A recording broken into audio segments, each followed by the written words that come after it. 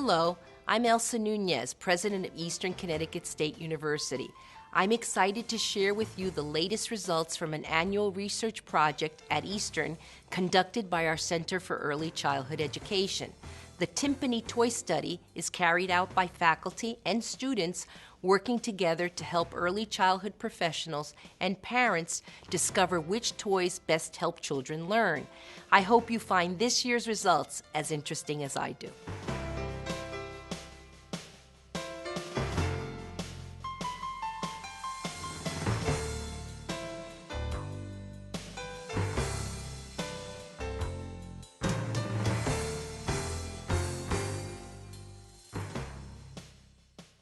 There's been a lot of research on children's play and how teachers can enhance play so that it's useful developmentally and to promote learning.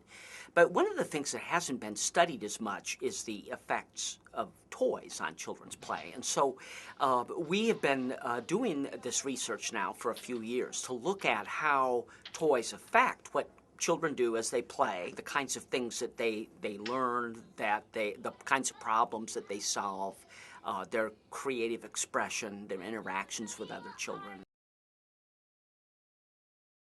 We started by inviting parents and teachers to nominate toys that they believed would be beneficial to children in preschool classroom settings. The panel then selected about 9 of the toys that they felt would be useful for children. They kind of screened out some of the toys that they felt were not appropriate for that age group. We placed these toys in classrooms and watched what children did with them in real live play settings. We also looked at the impact of things like gender, socioeconomic status, the ethnicity of the children, to see if different toys had different effects on children from different backgrounds. We had a very talented group of student researchers who coded all of the video using a special tool that shows kind of the value of the toy in children's play.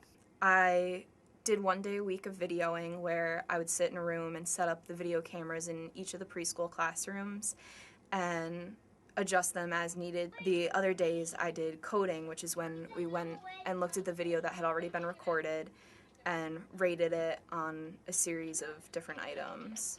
My particular area was not only the coding and the videotaping, but also aiding my professor in analyzing those results and gaining an understanding of what all these findings really mean. Which toys aid children in what areas?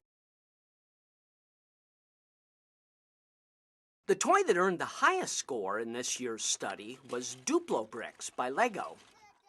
Duplos are just a simple building toy, yet children can build elaborate structures with them.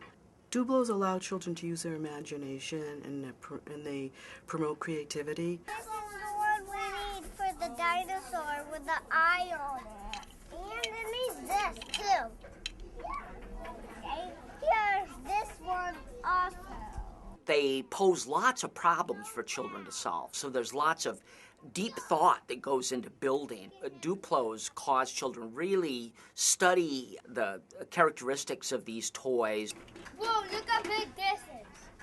Children initially started to play alongside each other, and they wanted to create their own structures. Then as the children built with Duplos, then they decided that they would play cooperatively. I got the sale.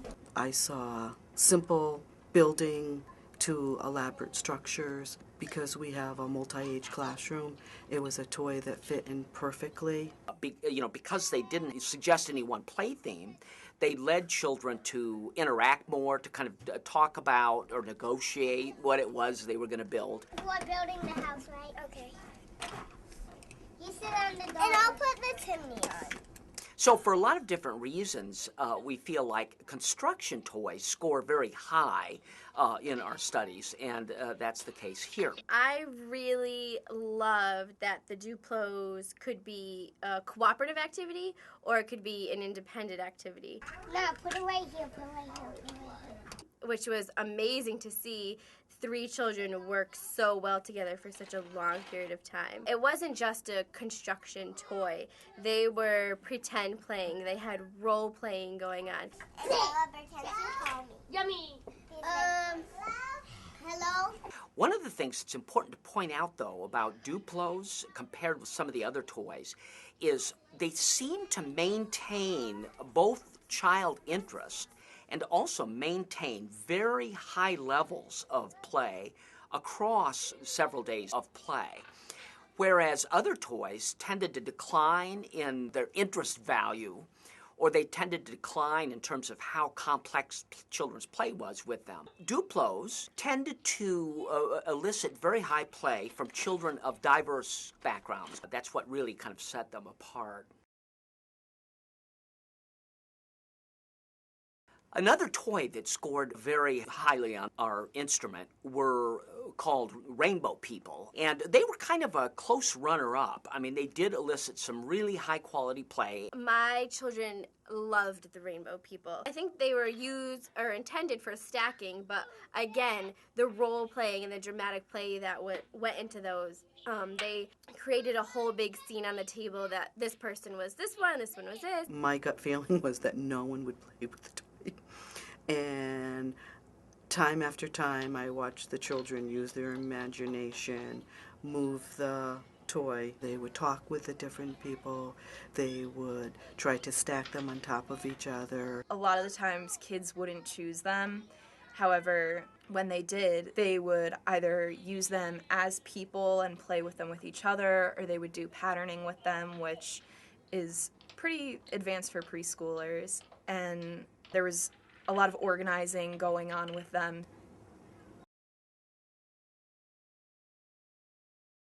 One of the things that was really interesting was that children's preference for toys, that is, the frequency with which they played with them, did not necessarily correlate with the benefits of those toys to children. What it suggests is that children don't always select to play with the toys that are most useful to them in terms of their development and learning. We need to give careful thought to the kinds of toys that are most useful, and not always judge which toys we're going to choose based on how much children love them or how often they choose to play with them.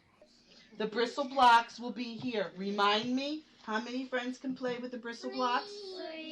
3. We still have questions. One has to do with the ways in which teachers introduce toys. We noticed that there were variations from one teacher to another, and it might just be that there was a little more enthusiasm, there was a longer discussion.